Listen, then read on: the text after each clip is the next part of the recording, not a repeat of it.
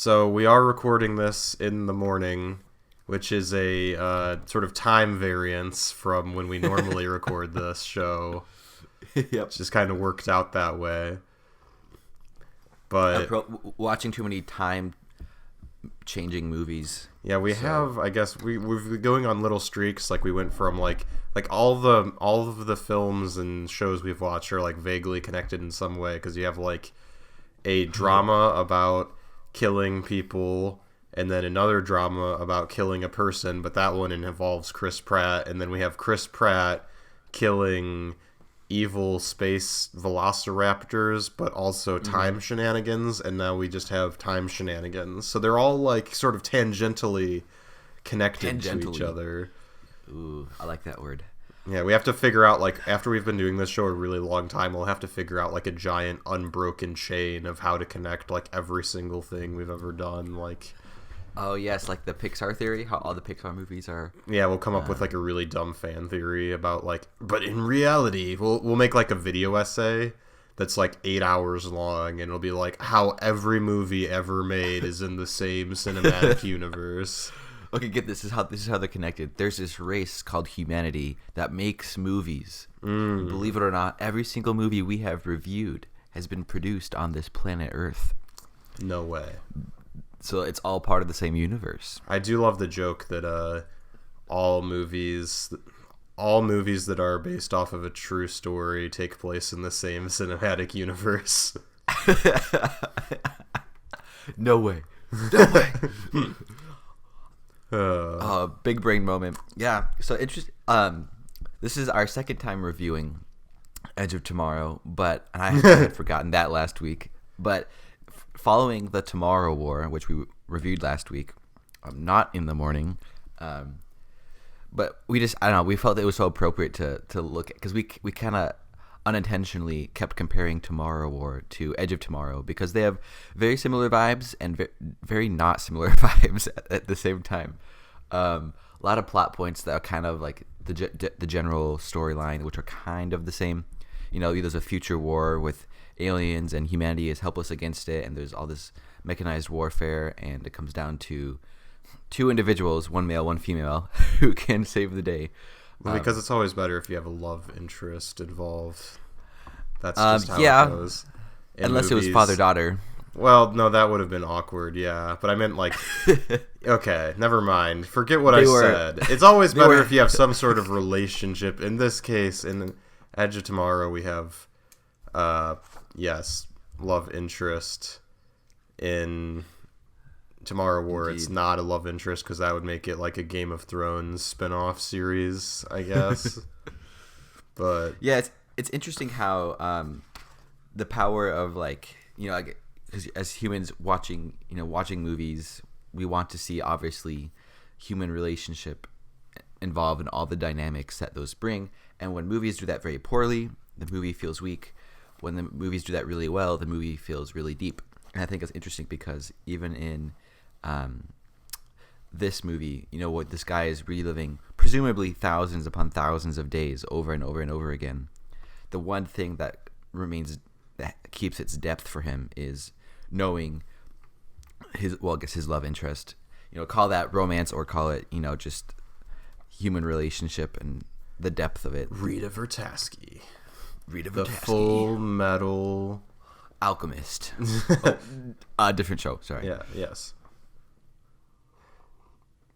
So yeah, I'm sipping my coffee here, waking up. Yeah, waking up. Much like Tom Cruise wakes up over and over and over again. At least we don't Screaming. get kicked in the face by like an angry sergeant or something.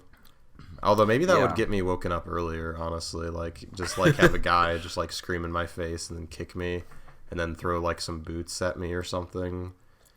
That would probably fun. Get me up. You probably go. I'm surprised he didn't go insane. So Edge of Tomorrow, it's based on some kind of. It was some kind of like comic. Then it became a manga adaptation. Manga, however you pronounce that.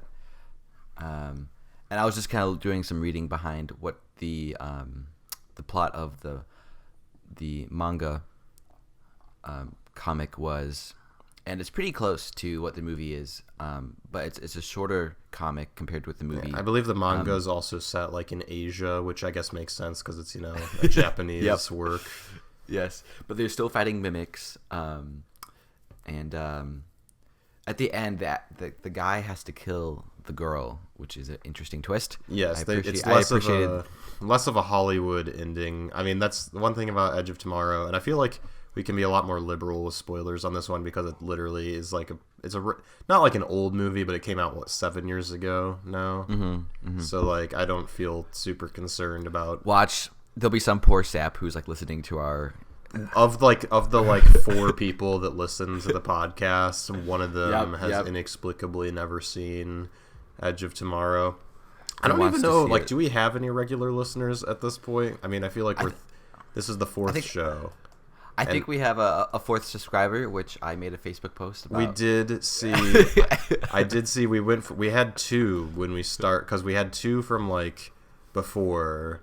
And then we gained 1. I don't know if that was like you or like what that was. Like somebody subscribed after we did the Munich episode, and then after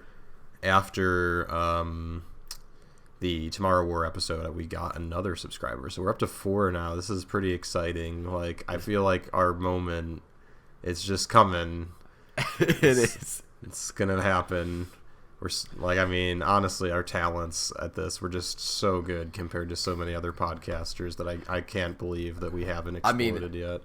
Have you seen our thumbnail and our intro theme? I mean, heard it? It's just top of the line.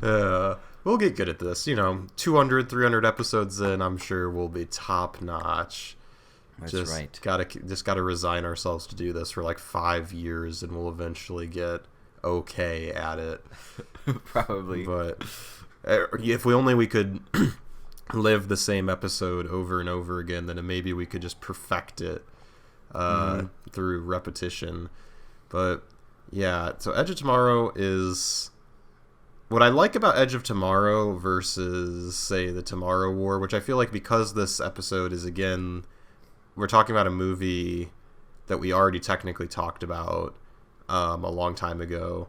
And also, it's an older movie, and I feel like really we're just talking about it because we were frustrated and wanted to compare it to the previous one. It'll almost end up being a discussion, maybe a little bit of both movies. Most of the focus will be on Edge of Tomorrow, I would assume. But like what I like about Edge of Tomorrow versus the Tomorrow War is that, similar title. I'm probably going to mix that up at some point during the show here, but.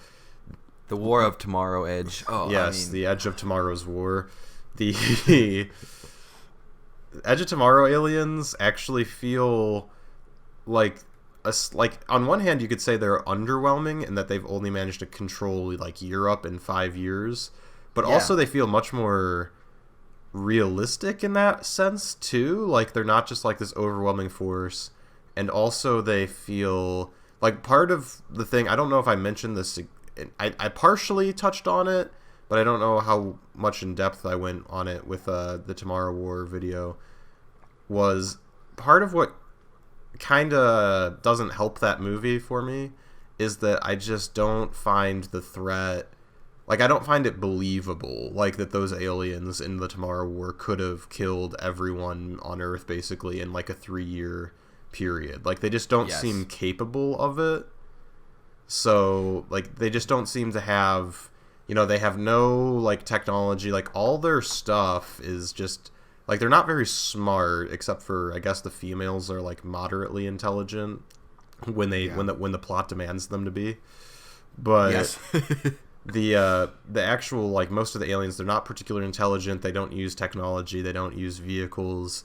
They don't have weapons that are, like, better than basically just, like, throwing knives, essentially. Yeah. Like, so they're very primitive. And the idea that those aliens could have, like, somehow killed so many people, like, that is a little bit unbelievable to me. As opposed to in this, where, first of all, they're not asking you to, like, swallow quite as much, because they're like, okay, like, Europe's essentially been lost. There's a little bit of like World War II like, you know, there's, I guess, actually both World Wars, because they mentioned Verdun as well, which is a big battle of World War One. But there's like some of the stuff with like sort of the geography that the mimics control, and also the fact that they're like invading France, and you know, this very it feels very referential to like sort of Saving Private Ryan, and then obviously D-Day as the actual event that, you know, that film is based off of. But particularly the initial beach scene with Tom Cruise feels very much like an homage to Saving Private Ryan's beach scene, where you have Tom Hanks like getting off the landing craft, and like there's all the like shell shock going on, and you know, we see people like dying, and like, you know, horrific things happening, and like in this movie we see, you know, kind of that same, like he falls out of the ship and there's shell shock, and like he sees like people on fire and stuff, and just, you know, everyone's just struggling to get onto the beach. So definitely some homage happening, in my opinion anyway. There's definitely some homage there to Saving Private Ryan. And it's a good scene, like, and it's a well done, like, it really does feel like an authentic like war scene. And that's part of what this movie does well, is that it really, I feel like the fact that all of the human stuff is done relatively good helps to sell you on the aliens as well. And yeah, that was one of my complaints with the Tomorrow War. It was like, I get you can kind of explain it away with what the plot needed and the storyline, but like in Tomorrow War, it was kind of like, here's the military, and it's a bunch of like moms and dads. They're like given like guns. Yeah, they're like you have like a limited of, like, they don't even really bother to train them. Yeah, sorry. Yeah, and they have. Yeah, no, you're right. And you know, that one dude who's been there for like 3 tours, whatever. He's just wearing like a regular T-shirt and hat, and they're like, you know, they're just kind of like a bunch of friends or buddies just getting to know each other, and it doesn't feel like the military at all. Now, of course, you could make the argument that's because like humanity is literally standing on its last toe, not even foot, not even leg, and so of course they're just pulling anyone in. Still, it felt kind of weird because it's like, it felt like they were trying to be this really uptight military, and the way they were communicating it throughout Tomorrow War just looked like it was like, you know what's another not nitpick realistic. I realized after What? The future people and the people they send from the past have like the same gun. I know that's like a minor nitpick again, but it's like they have like all of the soldiers from the future, they all seem to have that same like M4 with all the stupid crap stuck on it. Like, as opposed to like the people from the past also have that same gun. And I get that like that all the accessories we see on that particular rifle are like, you know, they're accessories that really do exist. I've seen a whole conversation since then about how, like, I mean, I talked about it in our review where it's like, hey, why do they never use the offset red dot and stuff like that? But it was kind of funny. I saw a more thorough breakdown that was like, time traveler like bursts into gun shop. I need a gun to fight aliens in the future. They're like, oh, okay, so like, can you describe these aliens to me? Like, what do you need? They're like, well, they're extremely bullet resistant. Like, pretty much the only places that are vulnerable to small arms fire is like the like lower abdomen and like their neck at the base of the skull. And it's like, okay, cool. So you're probably going to want something like high power that like really maximizes penetration. Maybe like, you know, 308 or 6.5 Creedmoor. It's like, no, all we have is 5.56. That's all we have. It's like, oh, okay, well, we can work with that. So let's we'll get you like a long barrel to help with maximizing velocity to like help penetration. No, 7.5 inches. That's the longest barrel we can do. Like, oh, okay. So it sounds like you know, being compact and light is a big concern. So let's get you like a PDW short stock. No, I need the longest, heaviest fixed stock possible. Like, yeah. I wonder why humanity is dying. Yeah, how is this? Yeah, that's how the meme ends, and it was like, how is this war going? By the way, oh, we're losing horribly. Yep. Because then the military you get a lot more military scene in Edge of Tomorrow, and like with the barracks and everything, it feels, I don't know, like it's such a strong like military army soldier vibe. Yeah, and what's cool is in this movie they do mention that it's like limited training because they're like trying to push as many people into the fight as possible, but at least like we don't know what limited really means, but like they actually do feel like a military, like whatever limited training is, maybe it's just a few weeks or whatever.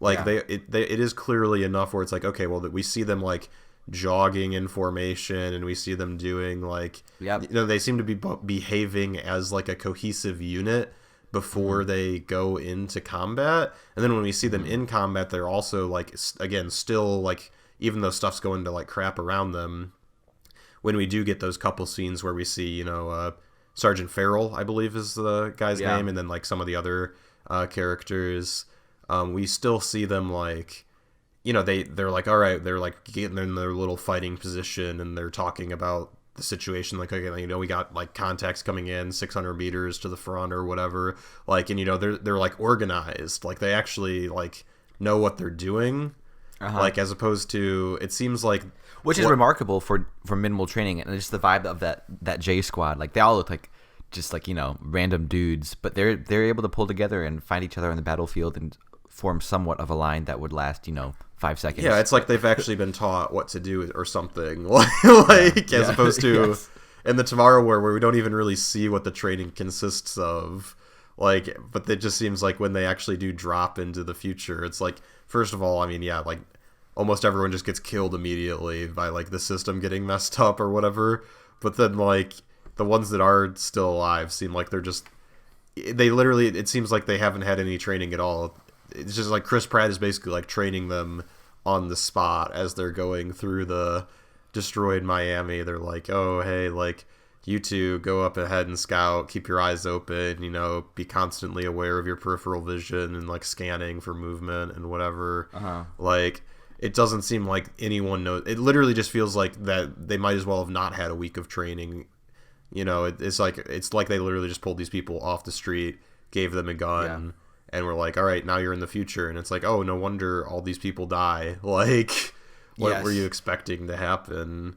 Yeah. But it seems like whatever they do to build some discipline and some command structure, that's the other thing in Edge of Tomorrow, is like, they at least like we get an idea of like, okay, yeah, they're organizing them into squads, and Sergeant Farrell's the squad leader, and Sergeant Farrell's like an actual soldier. Like, clearly he's been in the military for a while. Like, I think he's technically like I can't remember if he's a first sergeant or a master sergeant or whatever he is, but he's a guy who's got like quite a bit of experience. So it makes sense that like, even if, maybe the regular ranks of troops have been thinned down a little bit, that maybe you're like, okay, yeah, we take our experienced guys and we're going to make them leaders, and we're going to have these, we'll have squads of like the new recruits with the limited training, and they're going to be led by, like, it just makes more sense. Like the whole, like the little bit we see, like the command structure and the way things are being run just makes more sense. Like, humanity's still clearly desperate, but like there seems to be like have been more thought put into like, well, how would this war be waged? And then contributing to the whole, like, again, like the realism, trying to make the human situation seem more realistic, helps sell the aliens, even though they're these like wacky, like, I don't even know what the best way to describe the Edge of Tomorrow aliens are. They're like giant nerves. Yeah. Neurons or something. They just kind of like do things, like they zip about and they like flail and do sort of weird stuff. Like, even though they're funky, like they are aliens, and also like they still feel, I think part of it helps that like they're weird like that, because I mean, they're aliens first of all. So like, even though it's like a little weird, it's like, well, they're aliens, so like it's cool to have an alien that just looks strange and like doesn't look like something from this planet. And part of it might be like, does that look real? And it's like, not entirely, but like it's also supposed to be a thing from another world, and how would a thing from another world look? Like, we don't know. Well, like it was nice because the mimics actually, like, their aesthetic actually contributed to their function, where it's like, they respond to the Omega, or the Omega, if I was the Omega if I was in the Bad Batch. So they respond to the Omega like it's a giant nerve, and like that's the whole idea, and so they look like nerves. Yeah, so it makes sense. Yeah. Like the Tomorrow War aliens were like, let's just make something that looks demonic They just look like sort of generic monster aliens. Yeah. Like the Tomorrow War feels very uninspired, and I'm not saying that like the Edge of Tomorrow aliens are like super great, but they do make. I feel like they are definitely better. Yeah, like, I felt like in Edge of Tomorrow, it was like, okay, like here are the aliens, like it makes sense what the movie is going for. They're not like throwing it, like the movie's not like, hey guys, look, aliens, and like making it look super cool, unnecessarily cool, or scary or terrifying. But the aliens in Tomorrow War were like, I felt like it was Hollywood making a statement, like let's create the most ugly, scary monster we can. At the same time, in Tomorrow War, there was kind of a point maybe that they looked. Why they looked that way, it was suggested at the very end when they find all the aliens in the spaceship in that giant colony, like perhaps they were like alien animals that were bred for war, which like the Edge of Tomorrow might actually be the same case, is sort of hinted at as well. But anyway, do go on. Oh yeah. So you could make the argument that maybe the aliens in Tomorrow War were appropriate if they were specifically bred creatures by an alien species to perform a certain kind of warfare, which would have been, the en masse, just, ravenous rush of claws and teeth, which technically should, like as you point out in our last podcast, that should not work very well in all terrains. Like, if you set up camp in like a middle of a field or a plain, you should be able to kill all the aliens just running at you, because that's all they could do in Tomorrow War, just run at you with their teeth very fast and terrifyingly. It's like that would work really well for close quarters. But so anyways, the point I'm making is like there are moments in Tomorrow War where the alien didn't really feel like it would have been as advantageous as it was presented to be. Yeah, it feels like you just set up like your base with like a bunch of like mounted like guns around it, and like tanks and whatever, like stuff that has range that is far superior to what exactly the aliens in Tomorrow War are depicted of having, and then you can just mow down thousands of them as they run at you. So I definitely appreciated the mimics more. Like even the name Mimic, I feel like is slightly better than the White Spikes names. Like yes, in Tomorrow War, I mean, I guess when you're in combat and these things are overrunning humanity in just a matter of years, it's like, what are you gonna name this thing? Well, they shoot white spikes and they're very white, so like, sure, okay, call it White Spikes. But like, I don't know, the whole Mimic name just feels a bit like more intelligent, because, and it's actually very insightful because they call them mimics because they look like they could mimic humanity's every move, or they could at least anticipate it. So it's like, it speaks to their intelligence and not just their look, their aesthetic. Mm-hmm. It speaks to how they behave. Yeah. Yeah. I did think it was kind of, there were like two, I wouldn't even really call them loopholes, but there were two like plot holes. Yeah. Loopholes, whatever. There were two like plot holes and the kind of three, but I don't really think in Edge of Tomorrow. This one probably isn't that big of a deal, but they said it's taken these aliens 5 years to conquer Europe, which honestly, I know in Tomorrow War we're like, yeah, right, three years, all these aliens like conquer the entire globe, even across the oceans, and then in Edge of Tomorrow, it's taken them 5 years just to get the most of Europe conquered, which is kind of weird because I feel like with the advantage they have with the Omega, where they can reset every day and make it perfect. If you told me those creatures would like destroy humanity in 1 year, like I would believe it. If they can really make every day it's a question 100% efficient. Yes, but there's also I think a question of, and this is part of my problem with Tomorrow War, it's the question of how quickly do the aliens make more aliens, because there is definitely a problem of like, okay, like producing more troops to cover more ground is like a big concern, because like, okay, maybe they can like make every day sort of perfect, but like there's a limit to that, you know what I mean? Like there's sort of like, obviously the alien, it's the alphas are what like the alien actually cares about. If like they lose an alpha, I assume maybe if they lose too many of the drones, maybe the Omega would reset the day, because it's like, oh, my troops are getting really thinned down. But like really, like it seems like losing the regular drones, it's like, yeah, like that's fine, like that's just like acceptable losses, like that's just gonna happen, because you're never gonna be like, it's it's like impossible to be so perfect that it's like you know you wouldn't lose one drone to like a cannon shell or machine gun fire, or like even if you anticipate everything and change everything a little bit differently, well, now the humans are going to react a little bit differently when they see them coming from the new angle. So like it's impossible to not lose anything at all. But I do think, you know, if they tried to like spread themselves out too thin or like try and attack too many places, they'd probably just like spread themselves too thin and they wouldn't actually be capable of like.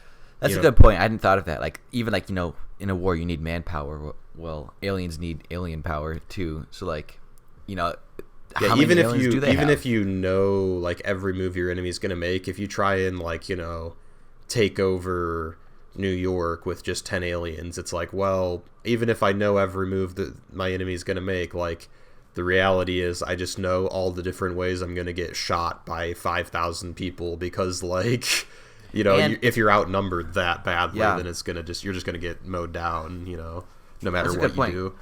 Because it's only the alphas, technically, that can learn and be the most experienced in combat. All the drones, they're seeing all this for the first time. And so they're just kind of doing their normal thing. Whereas the alphas, they could be, by, you know, drawing an analogy or a comparison, they're the Tom Cruises and Emily Blunts that, like, can relive every day and just become this, like, combat beast. And the day only resets when one of those dies. So, you know, how many, like, the scientist guy in the movie said there was only, like, one alpha for ever like so many 6 million, which that actually sounds pretty crazy, but that is what he estimates. But that's just his estimate, so he doesn't actually know. He could be wrong, but that's his estimate, that there's like one alpha for every 6 million. The point is, it's very small. It's very small. And so the day only resets when one of those dies. So you could conclude that they only reset the day when they absolutely have to, or they're hitting like a roadblock. Or it could be that, but it could also be what I also like the idea. It's kind of cool because they talk about like when they hit the beach. I think it's the first time that we see the beach sequence, and we see one of the other members of J Squad, and they're sort of like hunkered down after they've finally sort of made it to their little covered position.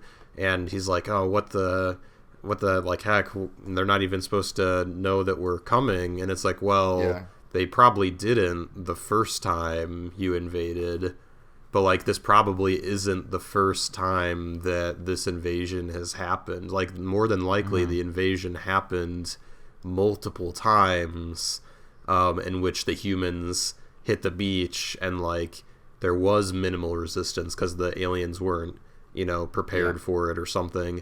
And then, you know, they push inland and like they're doing good, but then they, you know, kill an alpha, and then the day resets, and now the alien has a better idea of what they're going to do. And then next time they probably don't make it as far, and next time they don't make it as far. And then you know, we finally get to the point where it's just like a massacre on the beach, essentially.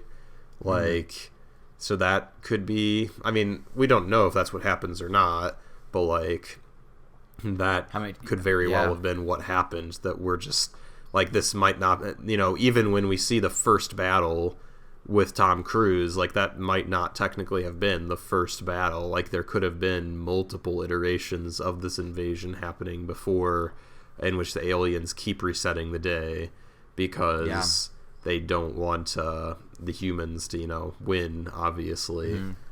So, and that whole scenario, that setup where you know, the alien can reset the day when the alpha dies, like that explains a lot of the weird time phenomenon things, as opposed to Tomorrow War. Like there are plenty of like issues with their time travel idea. Yeah, like, the nice thing about Edge of Tomorrow is that it's I would say basically it's like a paradox-free time travel, because first of all, you don't exactly time travel. I guess another good way of thinking about what's happening in Edge of Tomorrow is it's almost not time travel even. It's like there's not really a paradox in Edge of Tomorrow until the very end of the movie. Kind of gets a little paradoxical, but it's almost like your consciousness is just sent back in time, and it like inhabits your body from the past, is almost like what's happening. it's just your mind and all your memories of what happens just like zips back, you know, a day or whatever, and now you just have knowledge of the future. So it's not like you actually travel back in time and there's like multiple versions of you present in the same time or whatever. It's like everything just gets reset. The but time you traveling, remember. Yeah, that's a good point, because the time traveling phenomenon is put in the aliens' power, where in Tomorrow War, the time traveling phenomenon is put in the humans' power. And when you put in the humans' power, you have to explain a lot of things. But if it's with the alien, you kind of like, oh, you know, it's alien things happen, and you're like, okay, like it's just a lot safer the way Edge of Tomorrow has structured its time phenomenon. Yes, they're just and even then it's more believable. Like, you know, it's this organic being that transfers its consciousness to its body previously. So, you know, it's kind of like time, but it's also kind of like this consciousness thing, like you were saying. So it's a very kind of creative, fresh, intelligent way of viewing. And also, it doesn't explain it before we actually. Sorry, excuse me. It doesn't explain it before we actually see it happening.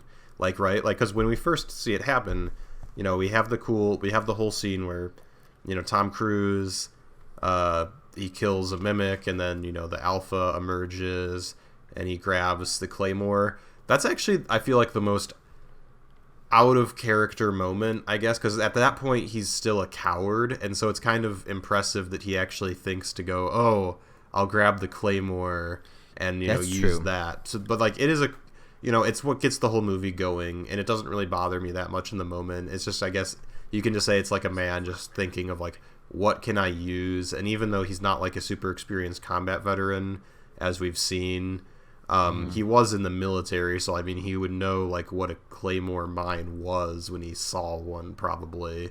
So like, it was the one that the guy had strapped to his chest. Yes, and so he goes and grabs it as the Alpha charges him, and he detonates it, facing the Alpha. I don't know how well that would work. I'm not super familiar with Claymores because I've never gotten to play with one, because, you know, they're not landmines, and they're not super common in the civilian world. But like, I don't know how. I know Claymores are directional.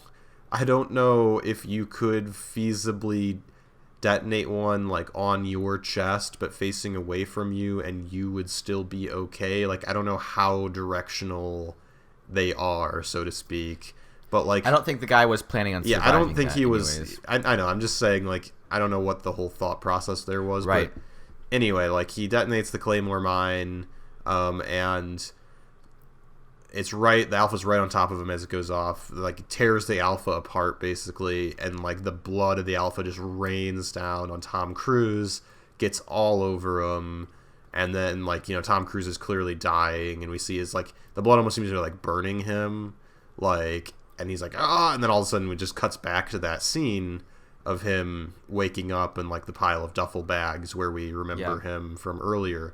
And I really wish that the first time I had seen this movie, I didn't know that it had a time loop thing going on in it. I had already heard that, like, from... Oh, that would be so cool. Yeah, because, like, I love showing this movie to people. Like, this is a movie that I've watched quite a few times. I love showing this movie to people who have never seen it and never really heard of it before, and like not really telling them much about it beforehand, because I love just different people's reaction to that moment in the film. It's so much fun. Just seeing like, like everyone like taking a second to be like, what's going, like, you know, like just figuring out what's happening there, like, is pretty cool. You're in his boots as well in that moment. Yeah, his shoes as well. Because like you're like, wait, what just happened? Yeah, I don't think I've ever shown that movie to someone and refrained from telling them that it's about like a time loop. So that's something I should definitely do. It's quite fun. About that. I've done it a few times, cool. And it is pretty fun. How do people usually respond to it? That scene.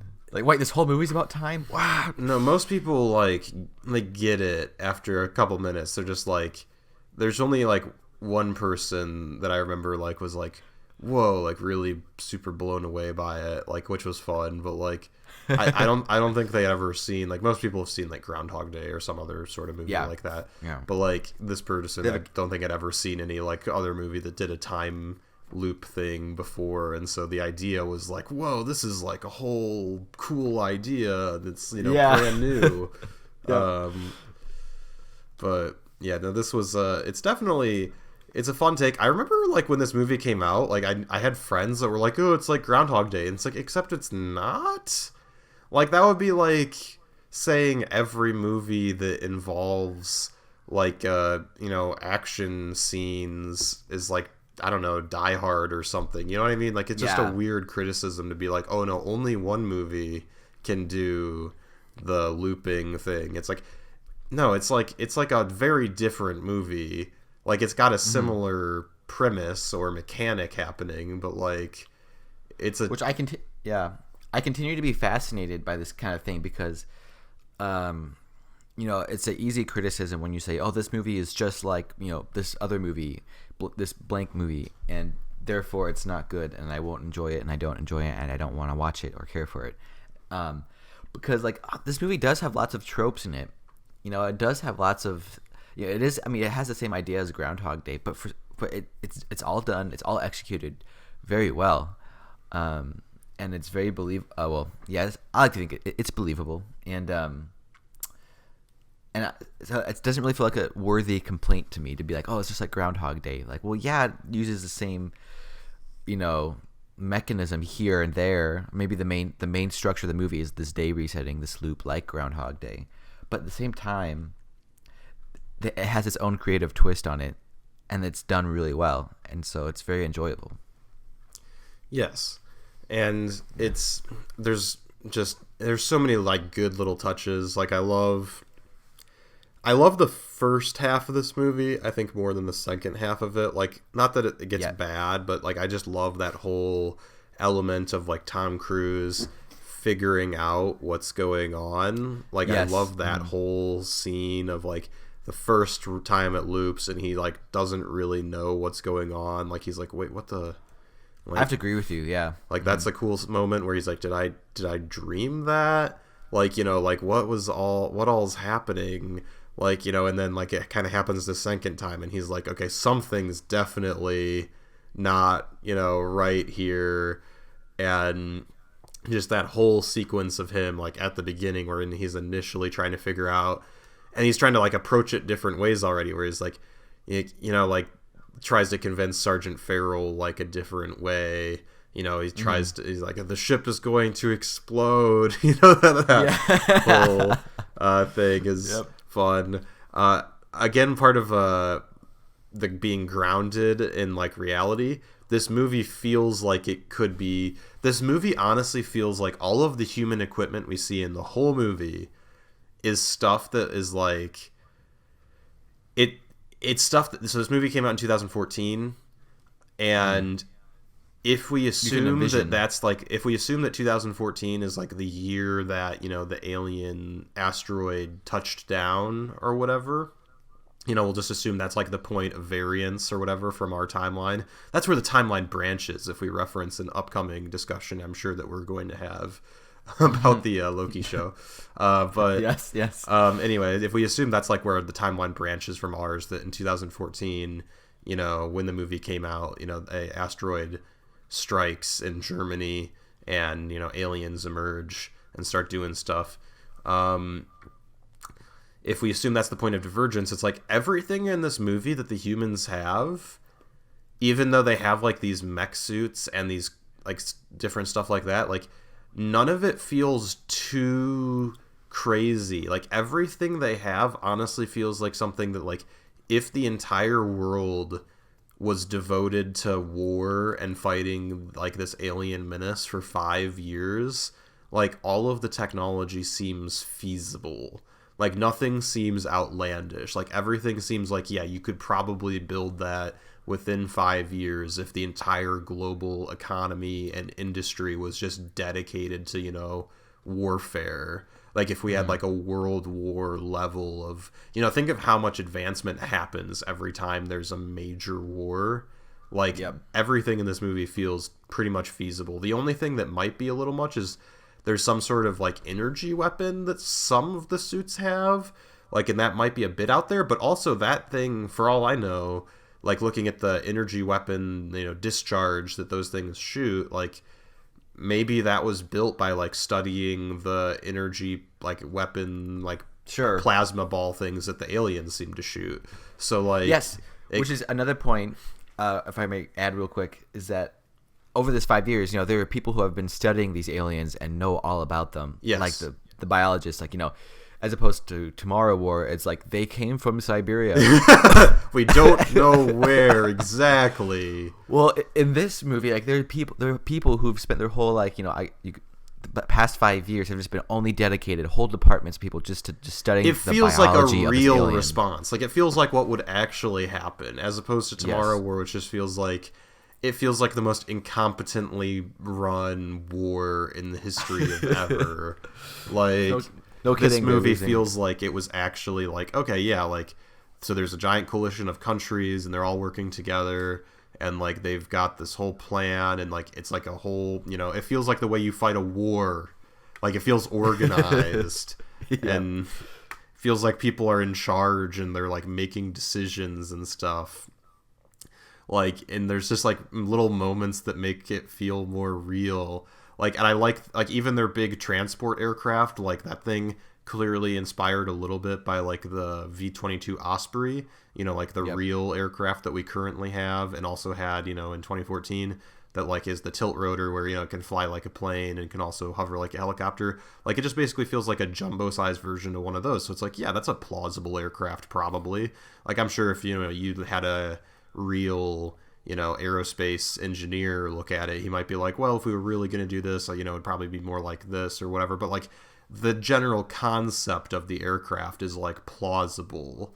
Like, it doesn't feel, ridiculous in some way. Like, it, it's like, okay, yeah, it's got propellers on it. Like, it's not some crazy like hover jet thing. Like, no, this feels like basically like a real aircraft that could have really existed if we put our minds to it. So, Yes. And then also a lot of the equipment we see during the fight, like we see, obviously all the infantry seem to be equipped with the mech suits, which the mech suits like are interesting because like some of them definitely feel very useful and some of them feel like maybe you might be like, I'm not sure how much better off they really are in the mech suit versus if they were just like regular infantry. But like, whatever, it's a cool idea. And, the mech suits, again, though, the fact that they're not that amazing, like, kind of contributes to the whole idea of like, yeah, we could probably build these in like a not that long from now if we really put our minds to it. So they're just like, they're just a suit that makes it easier for you to carry extra weapons and equipment on you. That's pretty much all the mech suits are there to do. And like but we also see a lot of real military hardware in this movie, which is cool because it makes sense. We see like during the beach landing, we see lots of like Eurocopters and, real aircraft providing air support. Like we see like real airplanes like from the real world, like making strafing runs and stuff like that on targets. And so it's just like cool to see. We see like jeeps and like vehicles like driving up on the beach from like landing craft. So it's like clearly there's actually like some attempt to show like, this is like the real military, like, Yes. and also, there are mech suits now. Like, it's well done in that sense. It really, the world building of the movie is one of my favorite parts of it. Is it just is this excellent idea of like very excellently executed, just all these people, the world responding in a way that feels real. Like, it's quite good. Yeah, and that's an area where the Tomorrow War really failed. Like what makes Edge of Tomorrow that much better than Tomorrow War, at least in our humble opinion. Haha, not humble. It's like the realism, like the world building feels believable. It's not like it's huge. Like, it seems like you've taken the world and you went, okay, how would the world respond realistically to a situation like this, and you see that in the movie, so it's believable. And the characters also have depth. So I think a surprising depth that you might not expect from a movie such as this, because right off the bat, you see Tom Cruise, Lieutenant. What is it? He's a major, I think. Major Cage. They're also just returning motifs. Like, a good movie when there is intent, like when lots of shots are intentional, and what's the word I just used? Motifs. And there's lots of returning motifs at the movie. Because sometimes, like, a movie will be all right if, like, the movie starts out and there's all these motifs, but by the end of the movie, they've just kind of dropped the ball, and it's like, just finish the movie. It's like the movie has a story that it actually wants to tell, and they know what they're trying to say from the beginning. See, that's what makes the best movies and TV shows too, is when everything's been intentional and everything's been carefully placed. And not to say this movie by any means is superior to all of the movies in that regard, but there are those elements. There's just these iconic scenes that it takes its time to show you, just because it wants to make a point. Which surprised me for a movie such as this. They're strong, because the sergeant from Kentucky, he's like this, Bible Belt, probably Southern Baptist dude, and so there's lots of talk of baptism and. You're an American. No, sir. No, I'm from Kentucky. I'm from Kentucky. Yes. So you have this theme of baptism, of dying every day, of leaving your old self behind, and there are shots where when he has to leave his exoskeleton for the first time off in the countryside of France, there's just a 3-second pause where it leaves you on just viewing the empty shell suit, the shell. I mean, his name is Cage. His very name is Cage. Being like he's trapped in this cage of fear or something. I don't know. But then, when they're invading the Louvre at the very end, there's again a very long. I always find it very kind of odd. There's a long, unrealistic scene where he's sinking in the water after the helicopter thing crashes, and there's 10 seconds of him sinking down to the bottom. And then because his suit is on, and then he has to take the suit off and swim up to the surface, and it kind of corresponds to the very beginning of the movie when the sergeant's like, "Today you will be baptized." And it's literally he goes, he was of sorts baptized. He went into the water, left his old suit behind, and came up a different man, being ready to take on this alien by himself. And so there's just these little scenes throughout the movie, these little motifs that the movie continues to nod its head to. Yeah, and baptism in some ways, it's in some circles, depending on their particular, theological baptism of submersion interpretation. It symbolizes death and rebirth. The old self goes down and the new one emerges.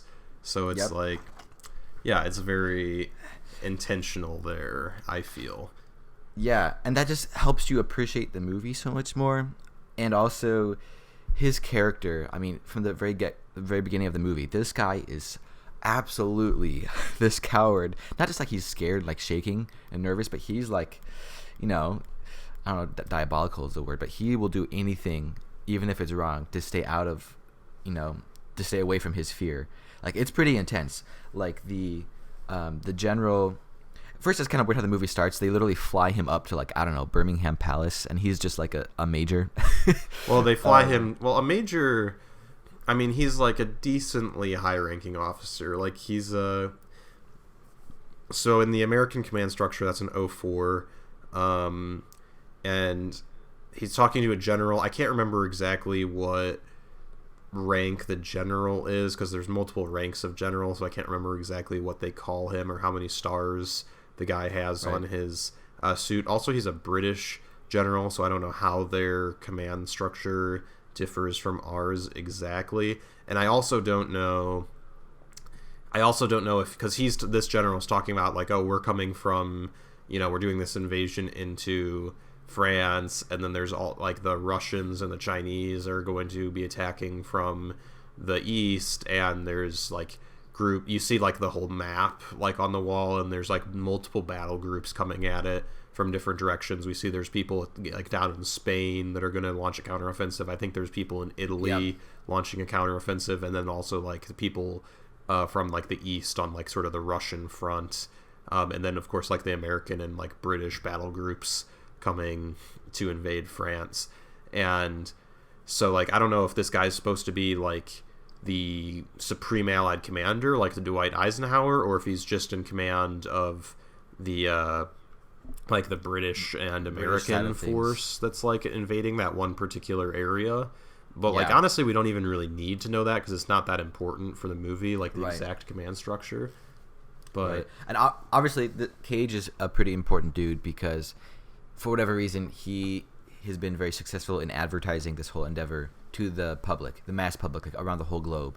You know, he's been a huge proponent of this mechanized suit warfare, and so he obviously, you know, he has a military ranking, and he also just has he's like a public figure too. So I guess that's like his job in the military is to be a public relations guy, and so it makes sense that like it's not like the general's calling him in to be like, hey, let's talk about, you know, the overall battle plan. He's just calling him in for like a 5-minute meeting in his mind to be like, all right, let's talk about, you know, the public relations side of this, you know, we'll go over it, and then, you know, you can, you know, then I'm on to my next meeting. Like, you know, it's not like he's calling Cage in as like a major consultant. It's like a pretty minor detail probably of the general's day is just to talk to this guy for, you know, 10 minutes or whatever, and then he's going to move on and talk to, you know, the next guy. So, and I didn't pick up on this before, but the general actually intended for Cage to, well, the general's idea of handling the media or the public relations, I don't know what you want to call it, side of things, is to have the guy who's the face of the whole endeavor take a camera crew onto the scene, and because he was going to assign a camera crew with Cage, and the invasion was supposed to be very easy, very light, minimal resistance. They basically just wanted to show the public that it's all okay. Like, hey, this is easy. We can do this. Not to worry, because you know the general is trying to avoid all this blame for death, which he brought up in the conversation. Well, but like, not only does he, it's an interesting point. The general says like, Cage is like, oh, do you want me to help you? Like, you can immediately see Cage is like all about. Cage thinks of himself, right? At this point in the movie, he's all about himself, and so he thinks the general is naturally going to think the same way as him. So he's like, oh, maybe a best-selling memoir, autobiography, you know, like, what can we do to make you look good or whatever? And the general's like, you misunderstand me, Major. I don't want you to like sell me. I want you to sell the invasion or something like that. So the general's like, and that way I want you to sell the effort. Like, the general's smart, because he puts the blame on. He covers himself, and if there is any fallback, pushback, whatever, it will be on Cage because he's selling the endeavor. You know what I mean? So he's kind of conniving too, but and it's just interesting because you know, Cage is absolutely. He even results to blackmailing the general. Yeah, that's how desperate this guy is to not be. And it's not even supposed to be. It's supposed to be minimal resistance. He's gonna have a film crew. He's not like he's like selling his life. Like now he's gonna be on the front lines forever. But like it's just this one endeavor. He's gonna be on the front lines. Maybe he'll be on the front lines more. But like they chose like an easy in for him technically. Like an invasion that looks very impressive. That minimal resistance. Like the general is willing to put a film crew on it. That's how easy they think it's gonna be. Yeah. Safe. And then Nick Cage, haha.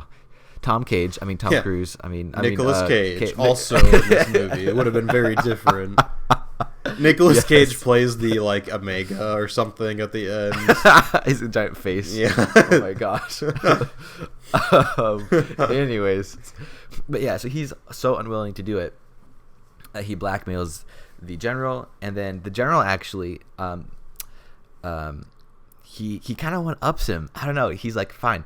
So he doesn't like arrest him or something. He takes away his film crew, because if Tom Cruise has the film crew, he'd be able to blackmail the general, because Tom Cruise could easily, you know, show it where, you know, the whole effort is terrible and it's all the general's fault because he's got this camera crew. So the general's like, all right, well, I'm just going to take away your camera crew, and I'm going to call you a deserter and make you a private, which he wasn't a deserter, but I mean, you could argue he would have deserted.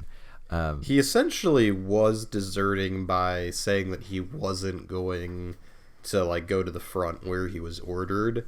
So like in that sense, even though he wasn't like running from, it wasn't like he was running out of the room like, I'm abandoning my post and leaving the military, I'm going to go hide in Scotland or something.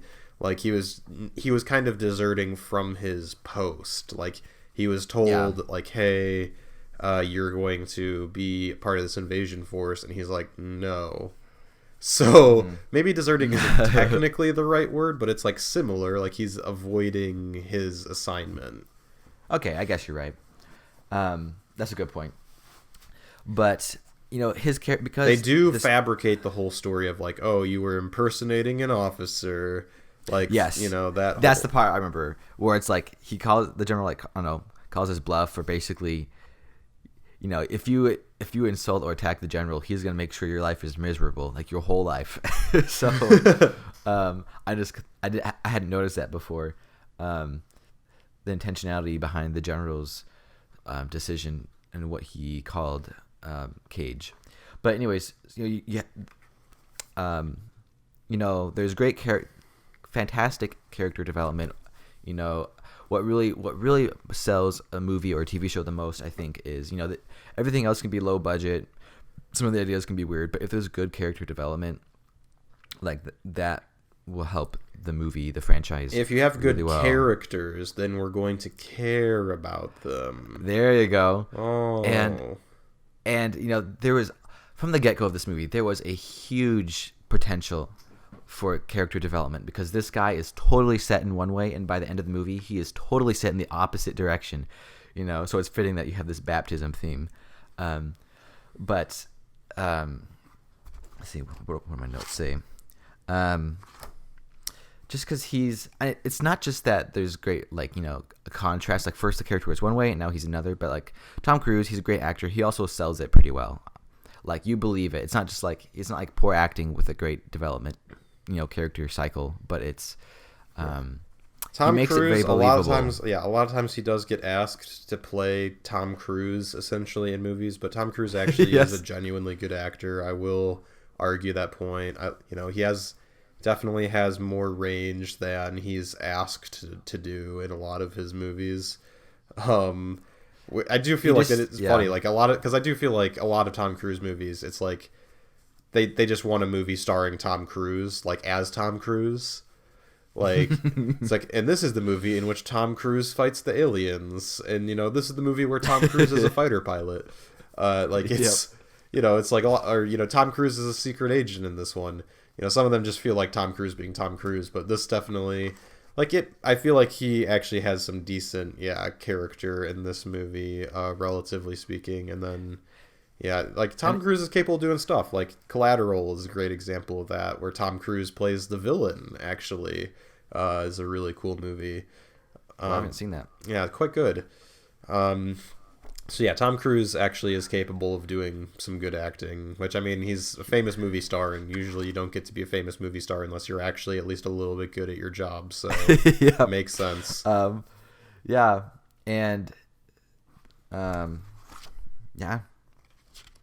what else to say? I mean, overall, like, we're not going as long on this one as maybe we've been with some of our other ones where we were like an hour and a half, but on other ways we don't really need to. Like, this was just kind of like a fun touchback, we're not like doing a whole new movie discussion. We're just kind of going over something again that we love, and that we're happy to touch back on. We had to, like, refresh after watching Tomorrow War. We just had to redeem in our minds. We have to talk about something good. Yes. Just talking about Tomorrow War, maybe like, this movie would, like, it's so bad, but it reminds me of this movie, Edge of Tomorrow. We should just watch Edge of Tomorrow again. Yeah, just watch Edge of Tomorrow. That's the real moral of the story. If you need to watch a movie that has time shenanigans and aliens attacking Earth, watch Edge of Tomorrow, not the Tomorrow War, which is a real shame, because Chris Pratt's a good actor too. Like, I like Chris Pratt. He seems like a genuinely good dude.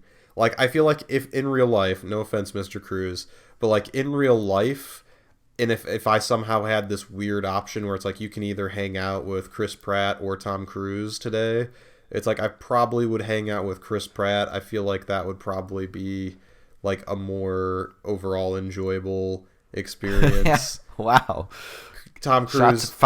Shots fired a little bit, but Tom Cruise, like, as good of an actor as he is, like, I'm not sure. Some of the whole Scientology stuff seems a little bit out there, Tom. But definitely, yeah, Chris Pratt seems like, I mean, it's hard to judge, but like Chris Pratt seems like he's seemingly an actual cool like dude that would be fun to like hang out with. But I don't know, I could be dead wrong on that. But yeah, that's my 2 cents observation. But in these movies, yeah, Tom Cruise's movie is definitely far superior. But oh well, yeah, like the Tomorrow War. I guess, like, Chris Pratt's family element is, I guess, the best part of that movie. Yes. Its selling point is that it's about a father-daughter relationship. And it's also, it's a generational thing, because we see the whole thing with, Chris Pratt's father, and then Chris Pratt's going to be, like, repeating the cycle, but he breaks free of it and then saves his daughter in the process. Yep. But it's just so much more poorly demonstrated than in this movie. So I just... Because, I don't know, it's like with Tom Cruise, like, he has this character development and you see it happen and he makes it believable and he responds, like, realistically to certain things. Like, for example, in The Edge of Tomorrow, how would a person respond to, like, thousands of times seeing an individual die over and over again? And who is, like, you would start to feel for this person. I mean, regardless if it was a man or woman, like, you'd start to form a relationship with this person. And it gets to the point where he starts caring for her.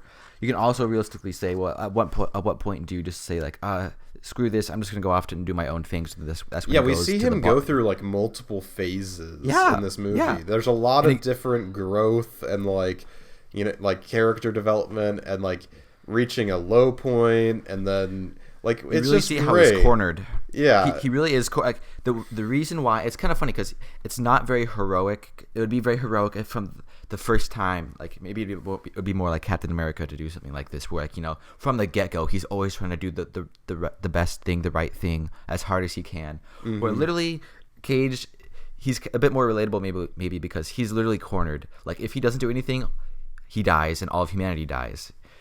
And there is a moment where in the movie where they're trying to get off the beach and he's like, this is just impossible, like, no matter how we try, we cannot get off this beach, because he's always trying to guide Emily Blunt. I don't know if he's really using her as a crutch, but it's this whole idea of, like, I'll get her to do the hard work, she'll help us, I just have to help her get off the beach, and then she can kind of take things into her own hands. But the solution was actually that Cage himself had to be better, which maybe is why the whole invasion wasn't going well, is that, like, you have this crutch, the cage, the suit, the exoskeleton is being relied on, but what's really needed was skilled warriors. Like, it's not just enough to memorize where the mimics are going to be. You have to know how to fight in general, and you have to be very good at it, and that was the solution to getting off the beach and to the rest of the movies. He just had to be better. Yeah. And he would have never tried as hard as he did because he was cornered. If he doesn't do something, all of humanity's dead. He's going to die. The person he loves is going to die. So it's like he just finds this dark resolve to you just keep going, because what else can you do? And so that's kind of a very low motivation, like literally having your back pushed the whole way. So it's kind of believable. This character, and by the end of the movie, it's a good thing he knew how to fight in general, becomes this awesome warrior, because when he loses the ability, he absolutely needs to be able to fight very well on his own without relying on even the day reset ability. Yes. And it says, like, it all builds up, the whole movie builds up to that last moment. He's taken everything he has prepared him for the final moment of the film. Yes. So. Yes. And in Tomorrow War, Chris Pratt, you don't really get anything that in depth. You get some development. The one vice against Edge of Tomorrow is that you don't get any alien punching at the end and cutting its throat. You do get, in my opinion, the far more the satisfaction of the like grenades, like that whole scene. That is like that's maybe a little cliche too, but I love the whole, we see him swimming down towards the Omega, and he's got the grenades, and it seems like he gets like stabbed in the back by an Alpha right before he is going to, drop them on the Omega. And it's like, oh no, Tom Cruise. Tom Cruise is dead, which obviously we know he's not really going to die here, and the movie's going to have a bad ending. Like, we understand Hollywood, but, it's the typical whatever. And he, like, oh no, Tom Cruise is dead, and then, he turns around slowly, and we see the grenades are just kind of falling, like he loses his grip on them. And he's like turns around, like drifting through the water, looking back at the Alpha, and the Alpha's like looking at him as he's like bleeding out, and all of a sudden Tom Cruise's hand just like opens, and we see all the loose pins of the grenade fall out, and it's like no, and then the Omega explodes. Yes. So that is a very satisfying way. It is. He like looks the alien in the face and is like, "Gotcha." Yeah. Who knows if the alien actually can comprehend what he means? But so, I don't think I could see Chris Pratt playing this Tom Cruise. No, Chris Pratt could not do this particular role. I love Chris Pratt, but I don't think he would work very well for this particular movie. It would have a very different mood to it. He can't. I feel like Chris Pratt is more like innocent in a way. Like he can't play the bad Tom Cruise where it's just like he's a coward. I can't see Chris Pratt doing that. I don't know, but I could see Tom Cruise playing Chris Pratt's role in Tomorrow War, if that speaks. That's true. If that just speaks to how more shallow the Tomorrow War characters are compared to the Edge of Tomorrow characters. So. Yeah. Anyways, but go watch this movie. Go watch this movie. The only thing I say, I'll mention this at the end here. The one thing I think is funny, and I kind of mentioned it right at the beginning, which is, what if, the whole alien, they rely on being able to reset the day to, like, solve their problems, but it's like, what if you encounter a situation that's kind of unwinnable? Like, what do they do then? Because I've kind of joked, like, you have this whole, like, this seems like it's the final effort. Like, they've kind of talked, like, they're throwing everything they have into this invasion. Like, every weapon, every, like, soldier they can get their hands on is being thrown into this effort.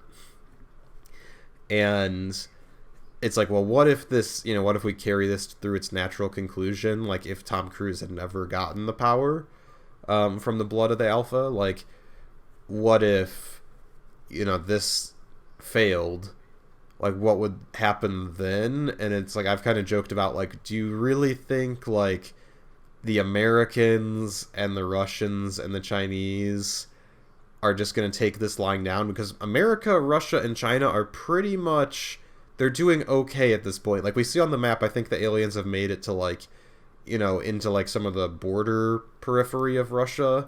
But, like, the most of their territory isn't actually at stake yet. Like, I've kind of joked about this, like, is there, the secret alternate ending of Edge of Tomorrow where it's like, all right, well, like, this was the last Hail Mary, and, like, London it failed. has fallen. Yeah, it failed, so, like, we're gonna go with plan B, like, and just... America, China, and Russia just cooperatively carpet nuke all of Europe. Like, because I don't really know if the Omega could solve that particular query by just resetting the day. Reset this. Like, yeah, that would be funny. Just like alternate ending of how it should have ended. Like the Omega, like, yeah, we won, and just 5,000 nuclear warheads just rain down. Like, literally, I mean, technically, if we want to get super specific here, I want to say that, like, combined, and I know the exact numbers are hard to come by, but, like, I'm pretty positive that, like, and we're assuming after 5 years of war, like, all of the nuclear disarmament probably would have stopped. Because I'm pretty sure that combined, all of the nuclear-equipped nations of the world have more than 10,000 warheads. So, like... Oh, easily. Yeah, like, I feel like you'd probably just be willing to commit pretty much all of them in this particular situation. You'd probably keep, like, a little bit in reserve, just in case. It's the great solution. But, like... That way, no one has unrealistic amounts of warheads, and you all get to use... Everyone gets to hit the button they want to Yeah, everyone gets to relieve the pressure of, like, I've always wanted to do this. Yes. And it's like, yeah, there's probably some ecological consequences to, like, nuking Europe, but, like, also if everything's gonna die to these aliens anyway, like, does it really matter?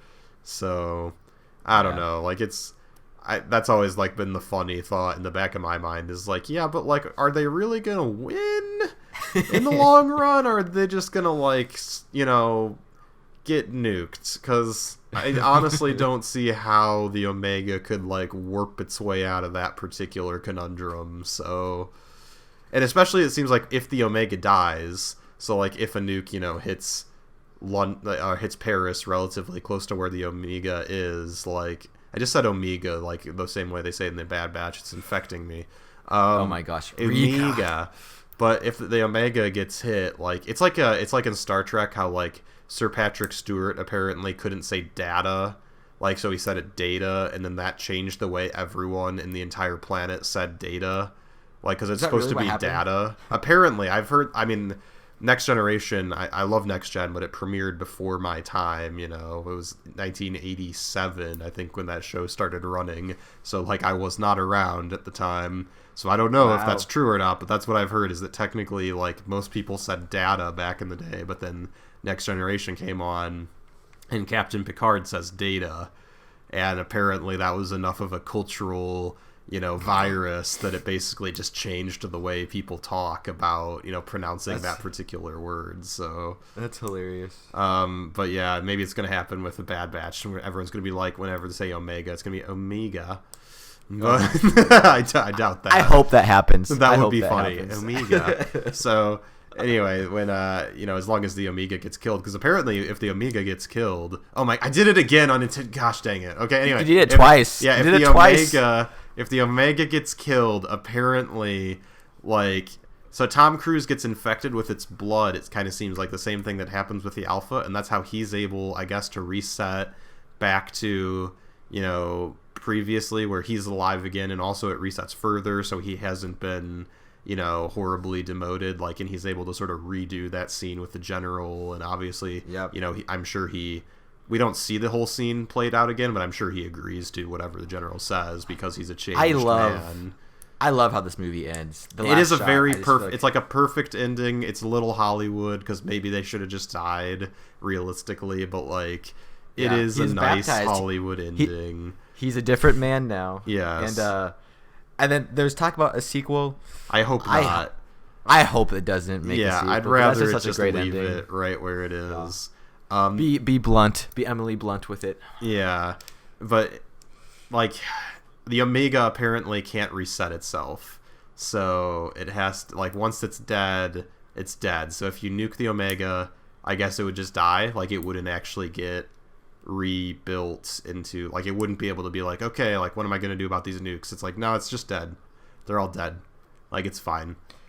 Like, there should be an alternate ending where, like, all the Omegas across the whole universe are connected. So if one Omega dies, oh no, that would be trouble. That's the other. I guess that's the one thing that they sort of could leave room for a sequel, kind of like the Tomorrow War sort of leaves room for a sequel, because they say, like, in the Tomorrow War they find the spaceship, and the aliens that were piloting the spaceship are clearly not White Spikes. There's something else. And they're like, maybe this is like a transport or a bomber, and, you know, these are weapons that these things use. Maybe Earth wasn't even their target. Like, maybe, like, they just crashed here, or maybe it was their target, but they just crashed here in the process. You know, who knows? Like, that's not our main concern right now. Let's just kill them all. In this movie, in Edge of Tomorrow, they're like, oh, you know, what if there's thousands or millions of those asteroids just floating around the cosmos? You know, and they touch down on a world, and they just basically just take it over. it's an interesting idea. Like, and it's never in this movie. It's never spelled out as clearly because we don't see like a different alien race at any point. So like as opposed to in Tomorrow War, we do specifically see a different alien race, and it's also very clear that those aliens are not capable of like building spaceships on their own. In this movie, it's like, well, maybe the Omega is capable of like launching, seeds or whatever you want to say, like up into a giant brain. Yeah, we don't know what it could build. Like once it takes over the whole world, maybe it can like combine, all of the drones can work together to like build, a thing to start like seeding more Omega seeds out into the universe or whatever. So maybe they are just like a natural, just a species that just evolved that way or whatever. Like maybe that's what they're supposed to be, or maybe they are like a engineered species that some other higher species just uses to like keep down would-be intelligent races that could threaten them or something. They just like launch thousands or millions of these engineered creatures out into space, and they just touch down and just kill everything on the planets that they hit. Like it's sort of left unsaid what the situation is there, but like so that could be room for a sequel. But again, like I don't want there to be, because it would also be completely different and it would be really weird, because like your main mechanic would be different, because like the whole point of this movie for the most of it is like the cool idea of like the resetting over and over again, and you wouldn't have that unless they figured out a different way. If they figured out a different creative use of like time shifting, then you could maybe do a sequel. But like it's like one river of time and two islands floating on it. No, but like a good use of time though. Oh yeah. But yeah, just don't do a sequel. That's I guess the summary. Don't do a sequel. Let perfection lie. So. Yes. All right. Well, any last words?